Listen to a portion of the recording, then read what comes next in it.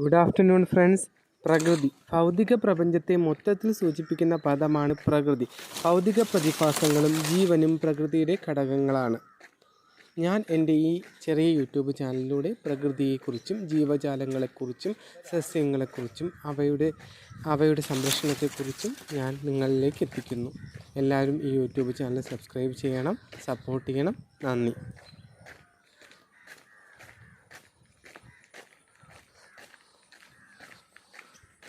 Okay, bye friends.